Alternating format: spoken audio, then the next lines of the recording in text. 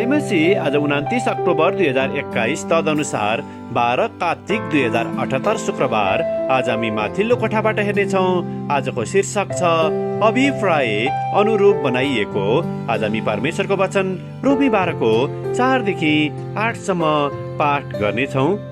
किनकि जसरी हाम्रो एउटै शरीरमा धेरै अङ्ग हुन्छन् तर सबै अङ्गहरूको एउटै काम हुँदैन, त्यसरी नै हामी जो धेरै छौँ हामी पनि ख्रिस्टमा एउटै शरीर हौँ र प्रत्येक एक अर्काका अङ्ग हौँ।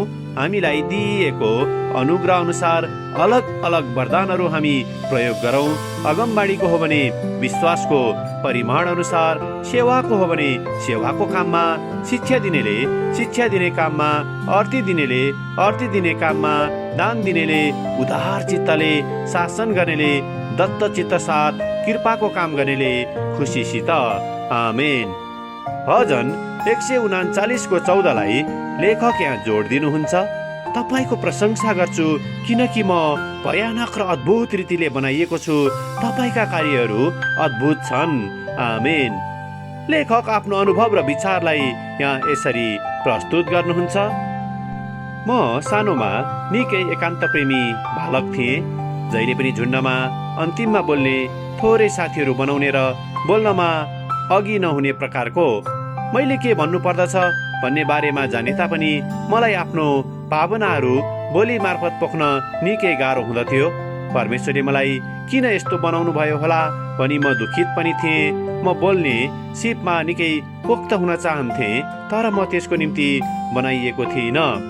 मैले आफ्नो उक्त व्यवहारलाई कहिले पनि मन पराएको थिइनँ जबसम्म मैले सेवकाईमा आफ्नो हात हालेँ।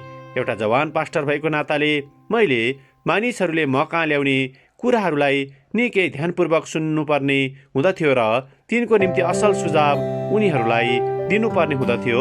अन्ततः उक्त कार्यबाट नै परमेश्वरले मलाई त्यस किसिमको व्यवहार किन दिनुभयो भनेर मैले थाहा गर्न सकेको थिएँ। यसले मलाई सत्यता खोज्नको निम्ति सहायता गरेको छ र मानिसहरूलाई धेरै विचार गरेपछि मात्र असल सल्लाह र सुझाव दिनको निम्ति सहायता गरेको छ। सुन्नमा चाँडो र बोल्नमा ढिलो व्यवहारले मेरो सेवकाईको बोलावटलाई अझै टेवा दिएको मैले अनुभव गरेको छु। परमेश्वरलाई हाम्रो भविष्यको बारेमा थाहा छ र उहाँले हामीलाई त्यही अनुरूपले खुबी र व्यक्तित्वहरू हालिदिनु हुँदछ जसले हाम्रो बोलावटलाई सार्थकता दिँदछ। सायद हामीले मन पराउने र प्रशंसा गर्ने पात्रहरूभन्दा निकै भिन्न हुन सक्दछौँ तर हामी नभइकन बाँच्न सक्दैनौँ। त्यसैले हामी जो हौँ त्यसलाई स्वीकार गर्न, कदर गर्न र त्यसमाथि रमावट गर्न सक्दछौँ किनकि हामीहरू प्रत्येक फरक व्यक्तित्वहरू हौँ, परमेश्वरको अभिप्राय अनुरूप उहाँको उद्देश्यको निम्ति बनाइएकाहरू। आमेन।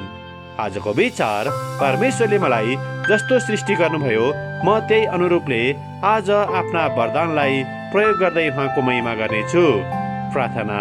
प्यारो परमेश्वर, तपाईले हामीलाई देख्नुहुने सरह हामीले आफैलाई देख्न सकौँ र त्यो पक्षलाई हामी सधैँ कदर गर्न सकौँ। येशूको नाउँमा आमेन। आजको लेखक मुइवा वलाया, नाइजेरिया। आजको प्रार्थनाको विषय जवान पास्टरहरूका निम्ति।